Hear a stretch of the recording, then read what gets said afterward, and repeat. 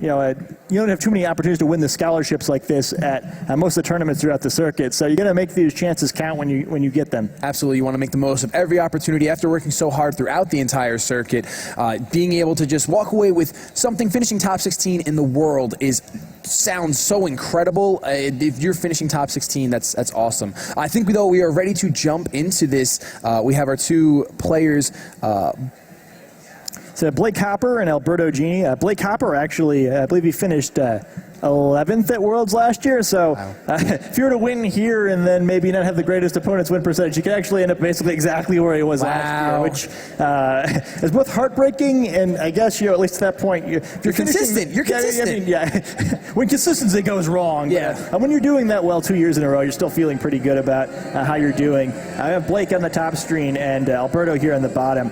You can see Blake's team of Landorus, Kangaskhan, Charizard, Wash Rotom, Heatran, and Cresselia, and the team you can't see is Alberto with Thundurus, Landorus, Therian Form, Heatran, Kangaskhan, Conkeldurr, and Bisharp. Pretty similar teams, and the last time we saw Blake play, he was using a Conkeldurr himself, so it's certainly a Pokemon he should be familiar with. And he's also using that Charizard. He showed up on the stream at US Nationals. He had a really memorable series with Wolf Glick, and now a little over a month later, he's playing to try to make it to the top cut, potentially, of the World Championships. Absolutely, and you mentioned that Conkeldurr, which is such an incredible Pokemon to be using, that Alberto is using, but we can see that Blake is doing fine. He's got a Cresselia, he's got a Charizard, which potentially could be Charizard Y, so it's going to be able to resist any fighting type moves that Conkeldurr wants to throw its way. Of course, a lot of Conkeldurr like to pack knockoff, which Cresselia won't appreciate whatsoever. In fact, very few things appreciate a knockoff because of its incredible buff, and just the benefit of getting rid of an item cannot be underestimated. It's incredible. And definitely not, other than Mega Pokemon, pretty much, who can't be knocked off, pretty much every Pokemon very reliant on their item. It's like you're fighting with half the Pokemon once you lose it. Absolutely, you build this Pokemon, including its item, it's supposed to work a certain way, and sometimes if you lose that choice scarf or what have you, it really throws your game off. But we're going to see Alberto leads with the Kangaskhan and the Landorus, and Blake decides to lead with the Cresselia and the Kangaskhan. Yeah, some pretty standard leads here. Cresselia will be doing decently against this Landorus, but not able to do enough damage, most likely, to really threaten that Kangaskhan. And Landorus getting that Intimidate off, so some pluses and minuses for both sides in this turn. And that's kind of what you expect to see at this point. Nothing too risky. Nobody's using anything too crazy, so it's tough to really dig yourself a hole at the beginning. But always a bummer to see your Mega Pokemon intimidated right at the beginning, often leading to an early switch being required. Without a doubt, I think that it's really cool because, like you said, they don't want to take any, especially in Game 1 when you're playing for information. Getting a win is always awesome. You're playing for information. You don't want to make any unnecessary risks, especially in your lead. You don't want to, if Landor's lead works for you, you see a Mega Kangaskhan on your opponent's side of the field, you definitely want to go ahead and lead with that. And not to mention, Alberto did have that Bisharp, which kind of gave Alberto the idea that he's not going to lead with his own intimidating Landorus. But we're going to see the Kangaskhan switch out right now, and he's actually going to go out into that intimidating Landorus. Did not want to risk coming in on a Bisharp and intimidating, so he's going to take advantage, get that Intimidate now, and lower the offensive pressure that Alberto can put out there. We're going to see the Mega Kangaskhan going straight for a Mega Evolution. It is not going to switch out, perhaps going to take advantage of the fake out pressure it can bring right in the first turn despite being intimidated. Landorus, though, is going to go ahead and go for a U-turn, targeting down the Cresselia, which is going to do about 20% to it. Cresselia just being one of the most bulky Pokemon, even though it's getting hit by a super effective attack, it's just not going to dent the wall that Cresselia can be. It's a little bit of a chip, I guess I'd say. If I had a castle and I saw that much go away, I'd be a little concerned, but I'd be like, I got the rest of this castle here. It's fantastic. But Conkeldurr is going to come in for Alberto here as Kangaskhan goes ahead and goes for the low kick onto that Landorus slot, so trying to catch that Kangaskhan, but that Landorus switching was very, very nice. And the Thunder Wave going to go ahead and slow down Alberto's Kangaskhan. That could be pretty big. Yeah, I really like that Thunder Wave. Both the fact it has it at all, it's been kind of strange. We saw a lot of it in 2013, but this year Cresselia trainers have apparently forgotten that Cresselia is compatible with that TM. And also just not going for that Ice Beam there. It would have done pretty trivial damage to the Conkeldurr, rather than just trying to throw a wild attack in that slot, either hoping Landorus stays in or you predict the switch correctly. You get a bit paralyzed on that Kangaskhan. Even if it switches out now, it's going to be a lot less of a threat for the rest of this battle. Also cool to see low kick. We've been seeing that trend toward Power Punch, but without any Pokemon with a redirective ability, and Alberto's team makes sense to see low kick instead. Definitely, and Landorus is going to go ahead and come back in for Alberto, getting the Intimidate off, making sure that the opposing Landorus can't really really hit too hard. And we're going to go ahead and see another U-turn come out, targeting down the Conkeldurr. Not going to do much because it's resisted, and of course that Intimidate went ahead and lowered the physical attack of the Landorus. So Blake kind of in a pretty good position. He's still got that Kangaskhan in the back, but he's going to decide to go out into his Rotom Wash here, which is an incredible Pokemon, one that I personally haven't seen too much in the matches. Surprisingly, Cresselia is going to fire off a huge Psychic. Oh my goodness, that did a tremendous damage, and an Ice Punch into the Rotom slot. Not going to do too much, so a very nice switch by Blake. Yeah, great play by him, and that Cresselia did huge damage. It's definitely huge. That's the damage range of suspicious if you're Alberto. Like, that's not what Cresselia is supposed to do. Yeah. You've seen Thunder Wave already, which is also a little irregular. So this making everything. Okay, this is not the Cresselia build I'm used to seeing. This is not the one we know. It's like, what is this guy doing? How do I deal with this? Also, always a little concerning when that happens too, because when you're this low with Conkeldurr, basically anything's going to knock it out, and it's slow. So even though it's still technically not been knocked out, it just kind of like, it's almost worse than if it had been. Yeah, it's kind of just going to give Blake any sort of initiative he wants to, but Blake is going to go ahead and fire off a Helping Hand for the Rotom so that its next attack will be boosted. Conkeldurr is just going to get a last-ditch hit off with a Mach Punch as, oh my gosh, Landorus is going to double into the Rotom. It's going to be able to pick up the knockout, so a useless Helping Hand right there. Oh my goodness, that superpower coming in clutch for Alberto there. That was an incredible turn. Yeah, it was a great play, and I guess Conkeldurr's not so useless when you let that happen. Yeah. I mean, Cresselia could have easily used Ice Beam and fired it off in that Landorus there, or knocked out the Conkeldurr instead, but gets a little overconfident with Rotom there and pays the price. I feel like Alberto, he can't hear us, but I feel like he heard, he's like, oh, I want to prove this guy wrong. You think my Conkeldurr's useless? Boom! Mach Punch.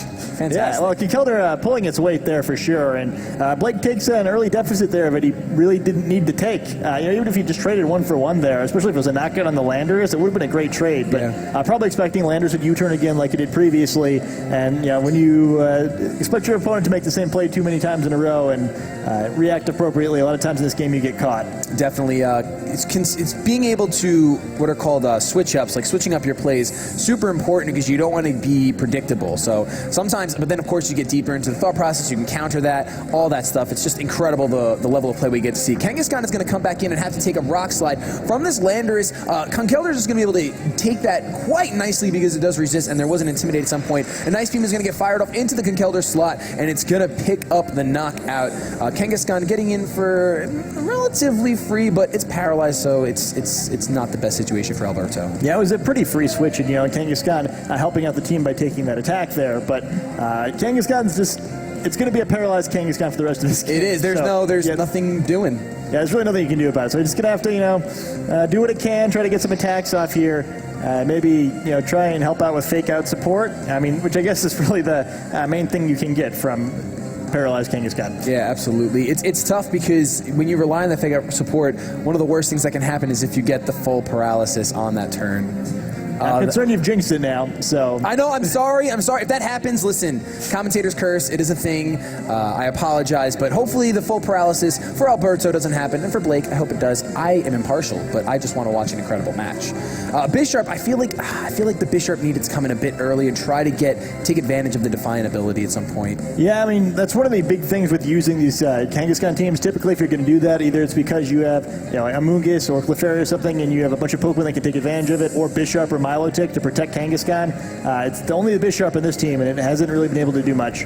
Not at all. We're going to see the Kangaskhan come in for Blake now, and then Alberto's Kangaskhan is going to go ahead and get the fake out off, break through that potential paralysis, and Landorus is going to flinch right here, not going to be able to get any damage off. Bisharp is going to go ahead and go for the knockoff. Will it pick up the knockout? It does pick up the knockout. So that fake out damage, I feel like, was huge, especially being able to make sure that Bisharp did not take any damage. We saw no Life Orb recoil, so potential Focus Sash is there.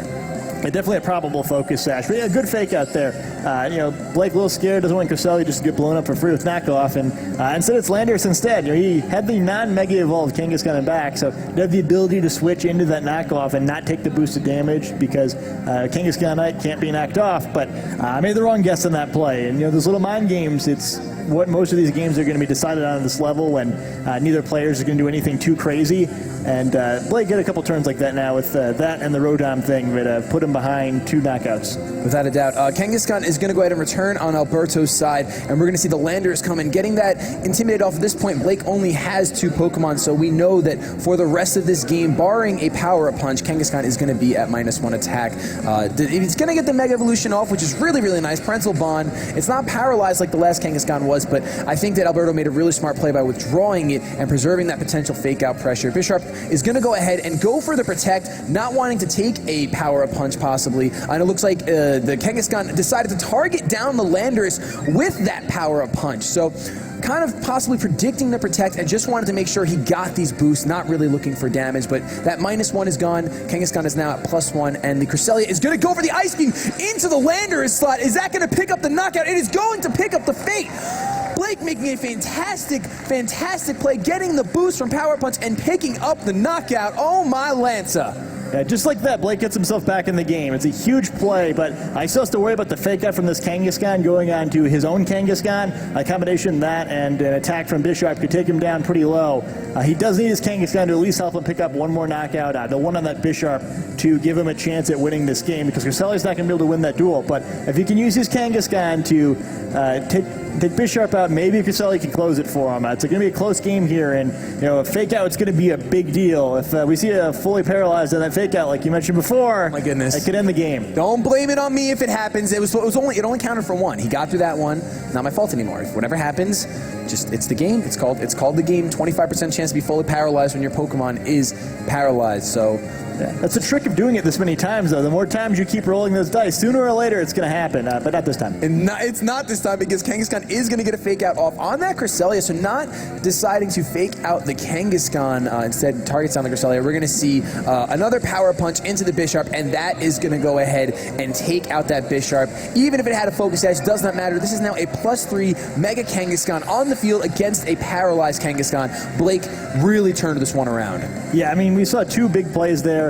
That one didn't look quite as flashy, but still, he does the right thing. He anticipates Bisharp not protecting and takes the easy knockout. A little strange to see the fake out on Cresselia. Perhaps Alberto thinking that Blake's Kangaskhan had Protect and would use it there and didn't want to take free damage, but pretty aggressive play in a game 1, and we see the forfeit. So Blake taking game 1. Blake takes game 1 against I wouldn't say all odds, but against a lot of odds. There were a lot of odds. That's kind of difficult to say. A lot of odds against Blake, but he managed to come through with some really, really impressive plays. Like you said, that fake out not targeting the other Kangaskhan was interesting. I wonder if maybe Alberto was just fearing another Thunder Wave, slowing down that Bisharp, and then you'd have to play the double paralysis game, and he was already playing with Fire or Thunder in this case for quite some time, so he doesn't want to go ahead and do that with even more Pokemon. Yeah, I mean, you kind of do whatever you can. When you think you have a free turn, you've got to take advantage of it, but unfortunately ended up a little shocked in that one. Didn't quite work out for him the way maybe he was hoping it would. It seemed like he had a pretty big lead that game.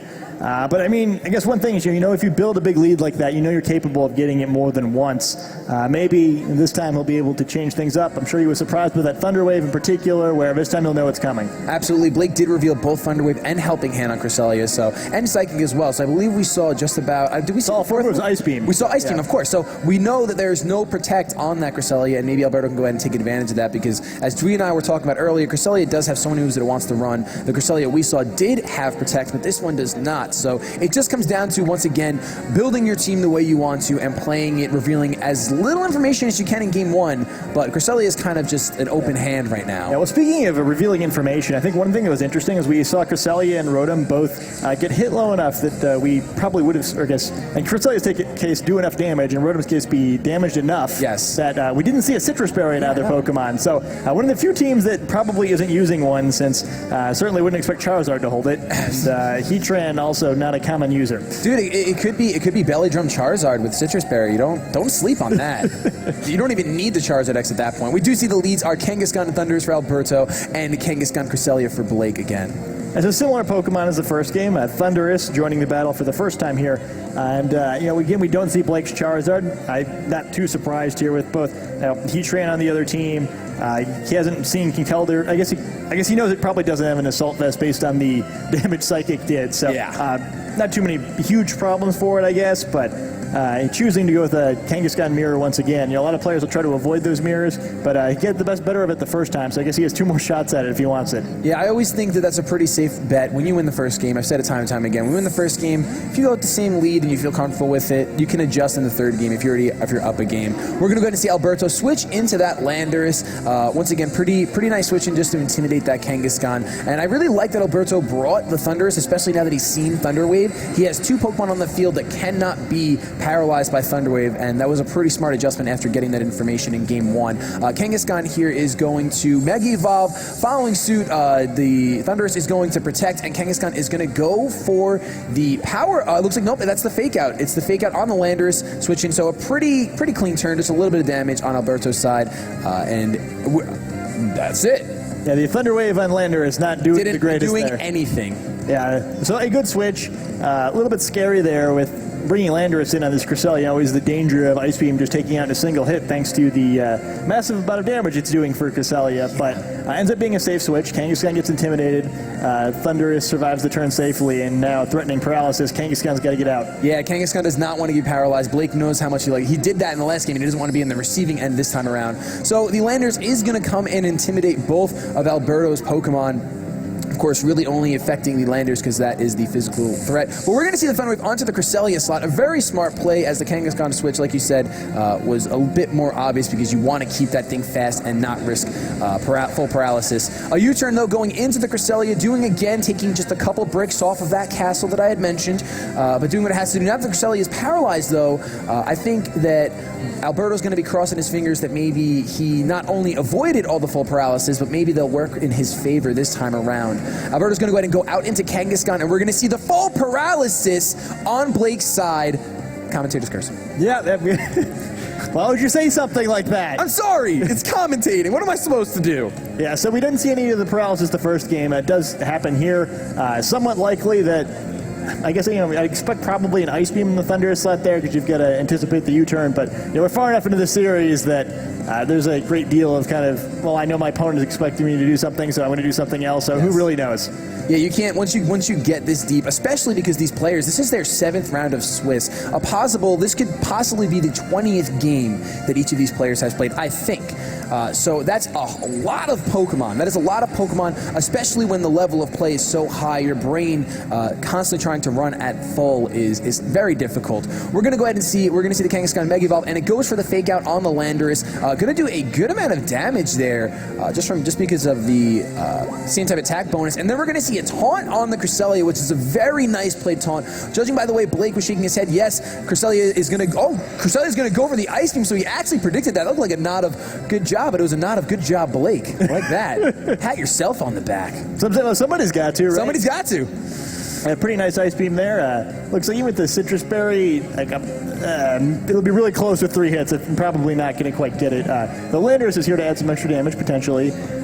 So pretty good play. I like the taunt there, realizing that Kangaskhan getting paralyzed the first game was pretty much a game ender, but Blake doing what he can, and that's something that you have to do. You can't always get the optimal solution to a play. You just have to take the best you can get. And it looks like Blake really values being able to paralyze and use Helping Hand, so he's going to switch that Cresselia out to kind of shake that taunt off, and then Rotom Wash is going to come in its place. We're going to see a super power from the Landers onto the Kangaskhan, but it's just barely going to miss the knockout. 31 hit points left on that Mega Kangaskhan. We're going to see the Kangaskhan go ahead and decide to fire an attack off into the Rotom Wash Double Edge. Going to be able to pick up the knockout right there. So no safe switch-ins for Blake, but of course Kangaskhan is going to take a huge amount of recoil, and it's going to knock itself out because of that recoil. I believe we still have one more Pokemon to move on the field. We're going to see the Thundurus not going to be able to do anything to that Landorus. Yeah, pretty strange turn there. Thundurus probably not getting quite what he expected there, and Kangaskhan taking huge damage from the superpower, but it's been trained defensively enough to survive, and at least trades a knockout with that non-Citrus Berry Rotom.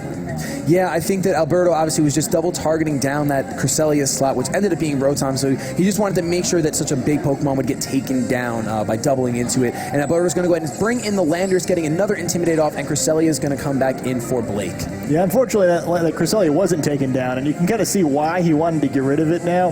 2 Pokemon who very much do not want to be hit with Ice Beams that are doing that much damage out in the field. Thundurus could take a couple, stronger on the special side than the physical one, but Landorus definitely going to want to avoid even a single one. So unless it U-turns here, in a pretty tough spot. But again, we've kind of seen these turns where you can expect something U-turn, maybe it won't. Kind of right about that point of the battle where I'm expecting one of the players to do something unexpected here, or maybe either see U-turn not happen or Ice Beam not punish the slot there. Yeah, I have a feeling, I don't want to say it because I don't want to go ahead and mess anything up for either of these players, but Cresselia is going to go ahead and get withdrawn.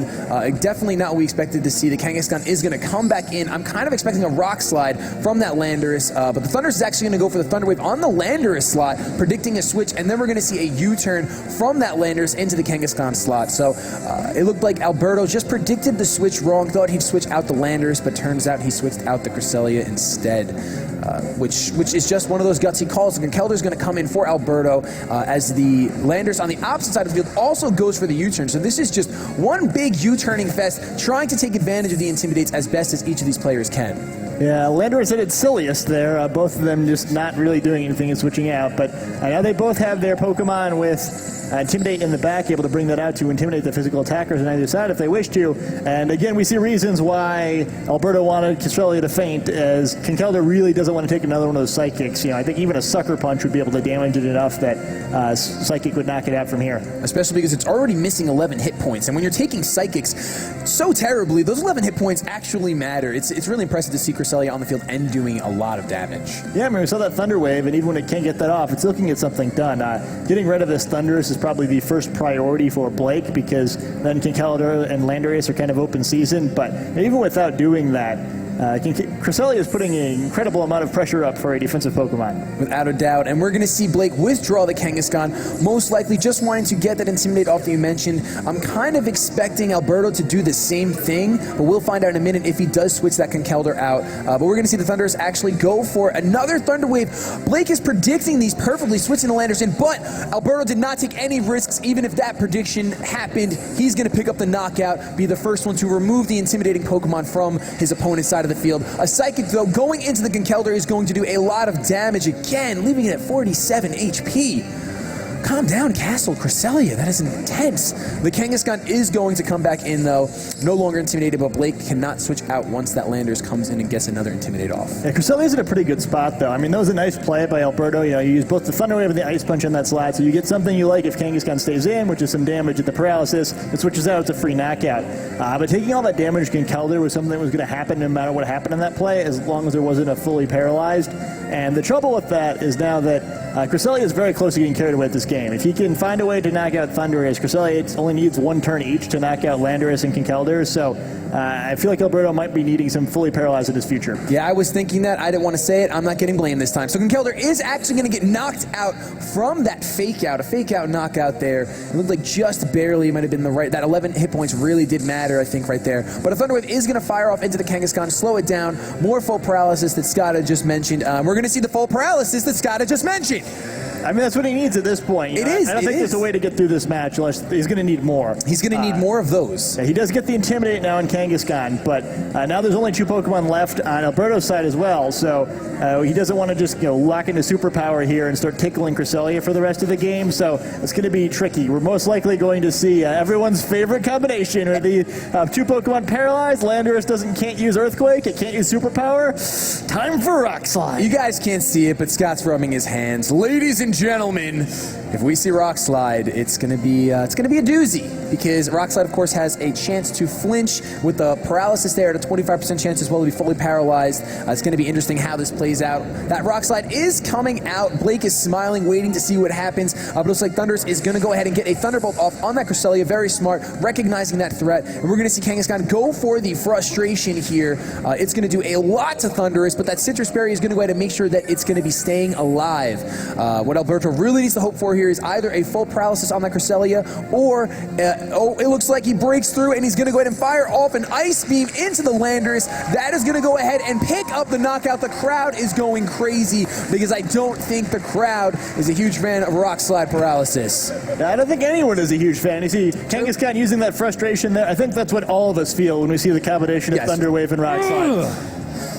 Definitely, but it looks like this is going to be pretty much the end of this game. Sucker Punch onto that Thunderous is going to finish it up, and Blake is going to go ahead and take it 2-0, making sure that he does not get knocked out. Unfortunately, Alberto's time here does come to an end, and Blake just has to wait it out and see how the Resistance treats him. Yeah, I hate that feeling. I've been there before. Blake has also been there before, so I guess at this point he should be able to give himself some fantastic advice. But yeah, so a great series there. Whether or not that ends up sending Blake to the top cut or not, you always feel better at that 5-2 record compared to that 4-3. I think he could feel like he put up a pretty good performance here. Will most likely get him some scholarship.